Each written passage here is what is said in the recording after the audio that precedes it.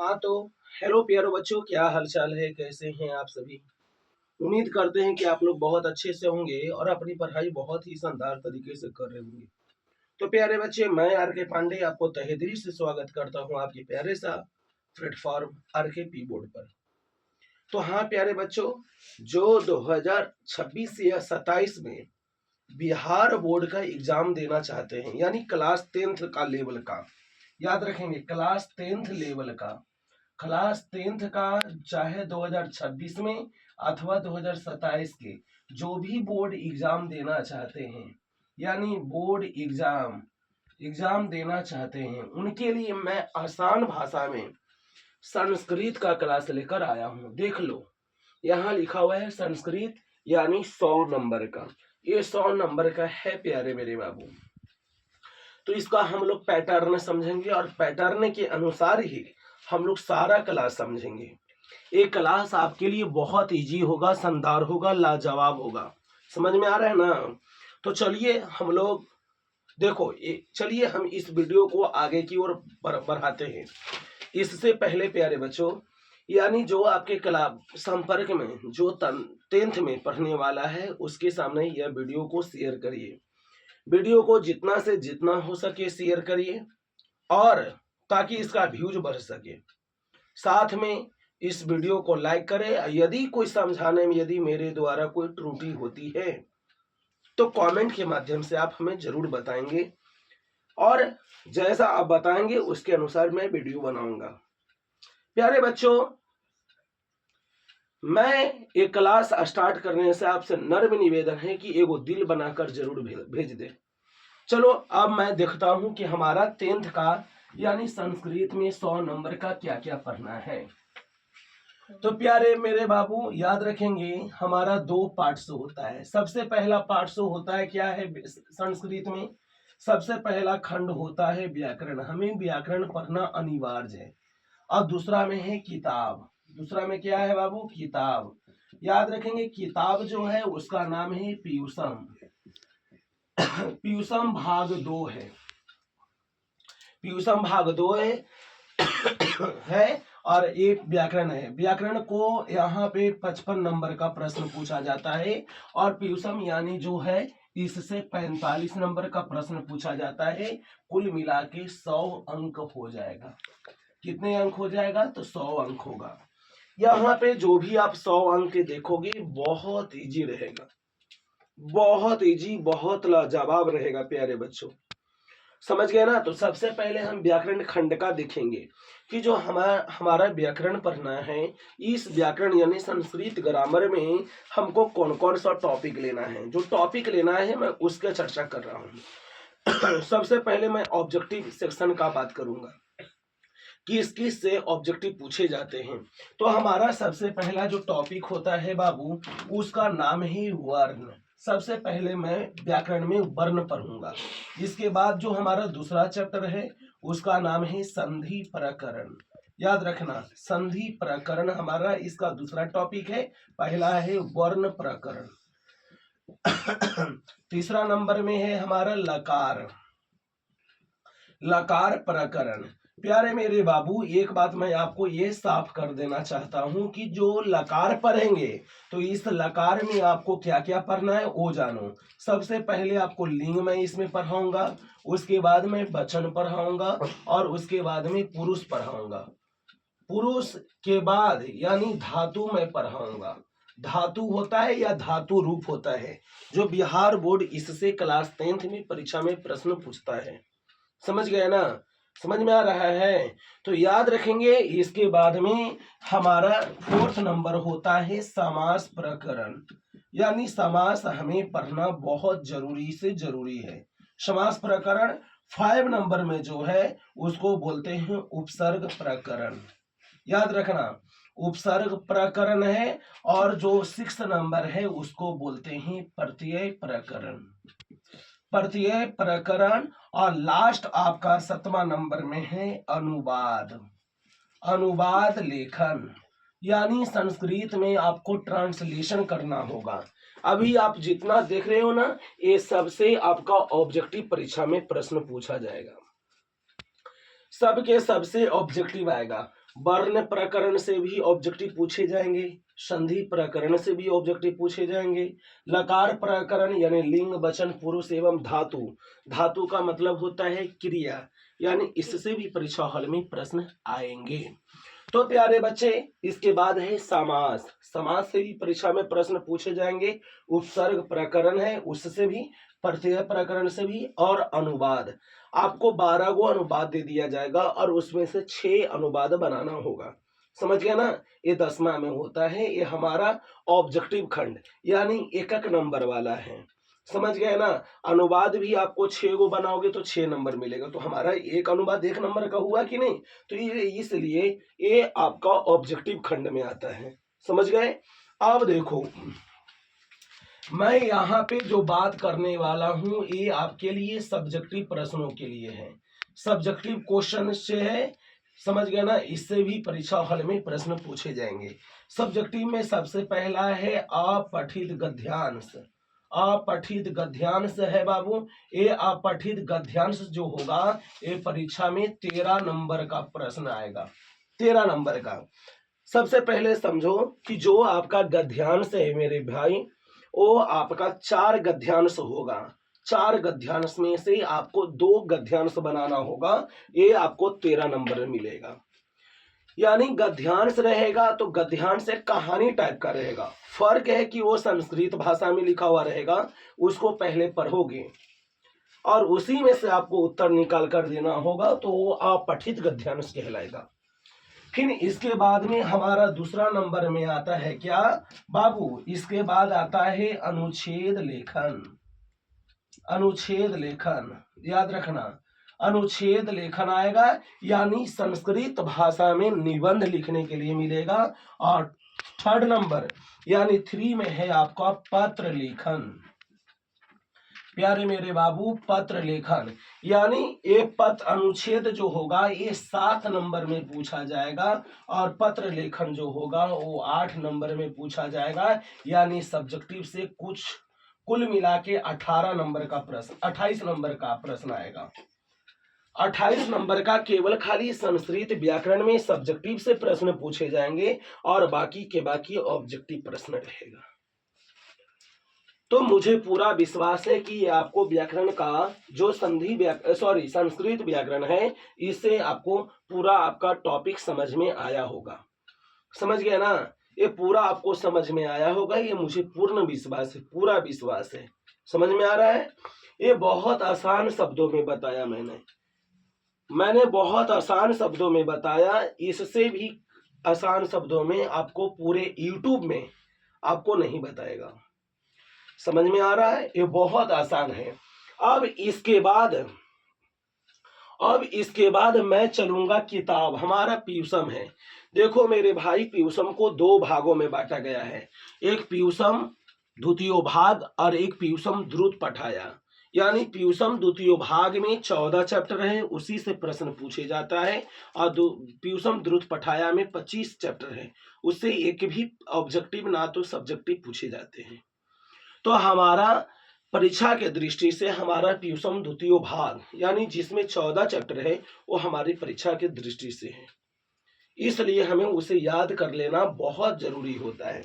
तो चलो प्यारे बच्चे, जो होता है मैं किताब की बात करता हूँ। किताब, हमारा जो किताब है इसमें 14 चैप्टर कौन कौन है। पहला चैप्टर का नाम है मंगलम, पहला चैप्टर का नाम है मंगलम। दूसरा का नाम है पात्रीपुत्र वैभव, पात्रीपुत्र वैभव। समझ गए, दूसरा का नाम है पात्रीपुत्र वैभव। मंगलम क्या है, मंगलम एक मंगलाचरण होता है। जब हमारे हिंदू धर्म में किसी भी प्रकार का कोई संस्कार किया जाता है तो उसमें मंगलाचरण होता है। मंगलाचरण हमारे यहाँ ब्राह्मणों के द्वारा होता है, ब्राह्मण मंत्र बोलकर मंगलाचरण करता है, महिलाएं गीत गाकर करती है, या जो गायक वगैरह होता है वो सब गाना गाकर मंगलाचरण करता है। मंगलाचरण का मतलब कल्याण करना, किसी के बारे में आनंद देना, किसी को इंजॉय में ला देना, हमारा मंगलाचरण होता है। समझ गए। दूसरी चैप्टर है पात्रीपुत्र वैभव, यानी पटना की सुंदरता क्या है इसके बारे में बखान किया गया है। और तीसरा चैप्टर का नाम है अलस कथा।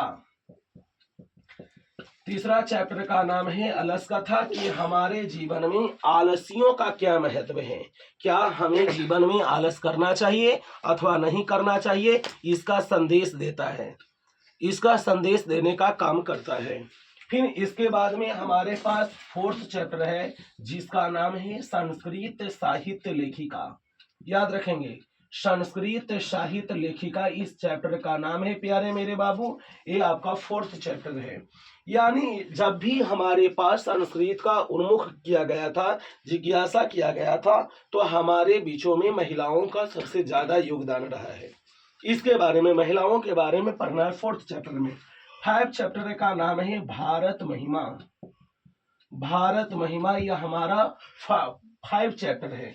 यानी इस भारत का क्या गुणगान है या कैसे कैसे है, इसके संदर्भ में बताया गया है। समझ गए?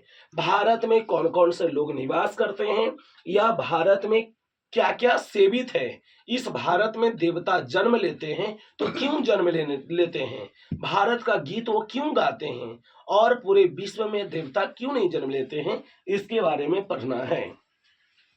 हमारा 6 चैप्टर है भारतीय संस्कार। प्यारे मेरे बाबू, भारतीय संस्कार है हमारा 6 चैप्टर।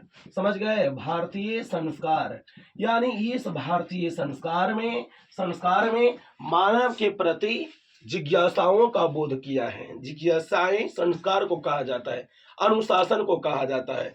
कहता है भारत में यदि तुम जन्म लेते हो, जन्म लेकर तुम मरोगे, तो इसके बीच में कुल 16 संस्कार होते हैं।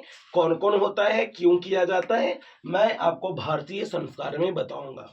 समझ गए? आदम ये सब जो मैं पढ़ाऊंगा बाबू, जो मैं ऑब्जेक्टिव पे VVI मार दिया, याद रखना बिहार बोर्ड उसी प्रश्नों को पूछेगा, कभी इसको हल्का में मत लेना। फिर 7वां आपका चैप्टर है नीति श्लोका। नीति श्लोका है। और 8वां चैप्टर का नाम है करमवीर कथा। करमवीर कथा, करमवीर कथा है। मानव के पास एक करमवीर कथा में यह बताया गया है कि जब किसी भी व्यक्ति के पास यदि पढ़ने का जुनून हो और धन का अभाव हो, यानी आपके पास मनी नहीं है, अगर आपके पास जुनून है तो भी अध्ययन के बल पे निम्न श्रेणी से उच्च स्थानों को प्राप्त कर सकते हो, महान पद को ग्रहण कर सकते हो, प्राप्त कर सकते हो, ये बताया गया है। पढ़ने वाले लड़के, बहुत लड़के अथवा लड़कियां जो भी हो, जिसके अंदर पढ़ने का जुनून है वो पहाड़ पर भी जाकर पढ़ लेता है, और जिसके पास सारी सुविधा भी दिया जाता है और पढ़ने का जुनून न हो तो वैसे व्यक्ति नहीं पढ़ पाते हैं। इस वीडियो को याद रखिएगा। 9वां चैप्टर का नाम है स्वामी दयानंद। स्वामी दयानंद, याद रखना बाबू, स्वामी दयानंद। कहा जाता है कि हमारे प्राचीन भारत में बहुत ज्यादा छुआछूत की, भेदभाव की भावना था। समझ गए? बहुत छुआछूत की, भेदभाव की भावना। दलित लोग के हाथ से लोग पानी तक नहीं पीता था। याद रहे, दलित व्यक्ति अगर बैठ गया जिस स्थान पे, उस समय उच्च कास्ट वाले जाति बैठते नहीं थे।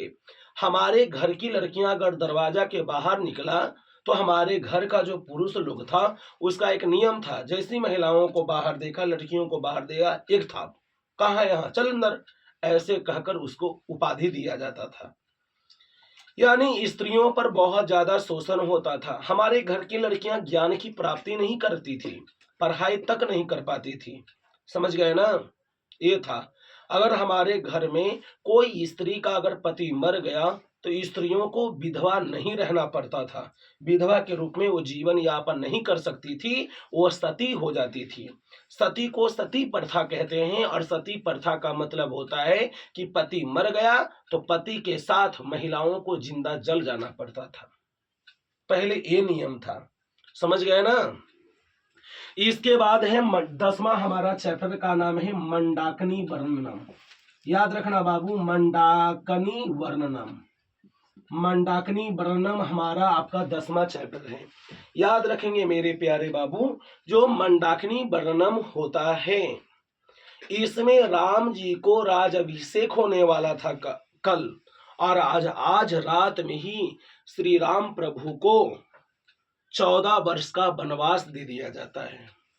और इस वनवास की श्रेणी में राम लक्ष्मण सीता खुशी खुशी वन को गमन कर जाते हैं, वनवास चले जाते हैं, चित्रकूट पहुंचते हैं। वहां पे एक नदी होता है जिसका नाम है मंदाकिनी नदी। वो गंगा का सहायक नदी नाम दिया गया है। और उस नदी में, नदी की सुंदरता का बखान राम जी सीता से करते हैं। यही मंदाकिनी वर्णन में लिखा गया है। फिर इसके बाद हमारा 11 चैप्टर का नाम है, याद रहे मैं यहाँ लिख रहा हूँ, 11 जो चैप्टर है हमारा उसका नाम है व्याघ्रपथी कथा। व्याघ्रपथी कथा हमारा चैप्टर का नाम है। व्याघ्र का मतलब होता है बाघ, पति का मतलब राही, कथा मतलब कहानी। यानी बाघ और राही के बीच में कहानी। कहा जाता है कि प्राचीन काल में मनुष्य और जानवर आपस में बातचीत करता था, समझ गए ना, उसके संदर्भ में ये कहानी को बनाया गया है। इसके बाद 12 है कर्ण अस्यः दान वीरता। कर्ण अस्यः दान वीरता है हमारा चैप्टर का। यानी पूरे विश्व में कर्ण इतना बड़ा दानवीर कोई हुआ ही नहीं है। कर्ण महाभारत के समय का आदमी है। ये कर्ण के द्वार पर यदि कोई व्यक्ति आ जाता था तो निराश उसको नहीं लौटाता था। मैं कह सकता हूं कि वो दुनिया का सबसे बड़ा दानवीर व्यक्ति था। कौन? कर्ण। समझ में आ रहा है ना। साथ में हमारा 13 चैप्टर है। 13 चैप्टर का नाम है बाबू विश्व शांति। विश्व शांति ही याद रखना, विश्व शांति ही हमारा चैप्टर है। विश्व शांति चैप्टर क्या होता है वो समझो। कहता है कि जो भी विश्व शांति है तो विश्व शांति में संसार आज अशांति की वातावरण में घिरा हुआ है। देश का 2 भाग होता है, एक अंतः भाग, एक बाह्य भाग। अंतः का मतलब देश के अंदर और बाह्य का मतलब देश का बाहर। यानी दोनों क्षेत्रों में युद्ध चल रहा है, शीत युद्ध चल रहा है, लड़ाई चल रहा है, कलह चल रहा है, झगड़ा हो रहा है, जिसके कारण हमारा पूरा विश्व अशांति के वातावरण में डूबा हुआ है। मैं इसके बारे में पूरा विवरण, पूरा डिटेल्स से मैं विश्व शांति में बताऊंगा। समझ में आ रहा है। चलिए अब हमारा लास्ट चैप्टर है शास्त्रकारा। बाबू ये शास्त्रकारा जो है, यानी हमारे पास बताया गया है कि हमारे यहाँ भारतवर्ष में शास्त्रों की महान परंपरा सुनने को मिलता है। शास्त्र क्या होता है? शास्त्र को रचना करने वाले कौन होते हैं?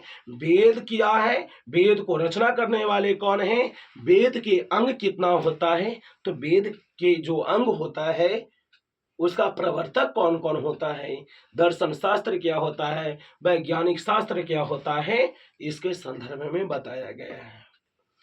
कहा गया है कि जो भारतवर्ष में शास्त्र है वो एक अनुशासन है और इसको अध्ययन करना चाहिए, ऐसा पश्चिमी देशों के बड़े बड़े विद्वानों का मत है। समझ गए। ये मैंने इसका पूरा सारांश Sanskrit Bihar board class 10th का मैंने पूरा विवरण दे दिया। इससे एक भी प्रश्न बिहार बोर्ड आगे पूछेगा ही नहीं, ये मैं तुमसे प्रॉमिस करता हूं। समझ में आया। एक बार हमारे वीडियो को शुरू से अंत तक देखिए, आपको मजा ही मजा आएगा। प्यारे मेरे बाबू, अब यहां से हमारा संस्कृत होता है समाप्त। इतना पढ़ लोगे अब महारथी मैं बना दूंगा आपको। प्यारे बच्चों, आपने शुरू से अंत तक यहां तक वीडियो देखा, आप लाइक कमेंट जरूर करिए और कमेंट में ये मुझे बताइए कि ये वीडियो आपको कैसा लगा। प्यारे बच्चों, आपने शुरू से अंत तक देखा, इसके लिए सदा सदा के लिए आभार, धन्यवाद। अब मिलते हैं प्यारे बच्चे अगले क्लास। जय हिंद।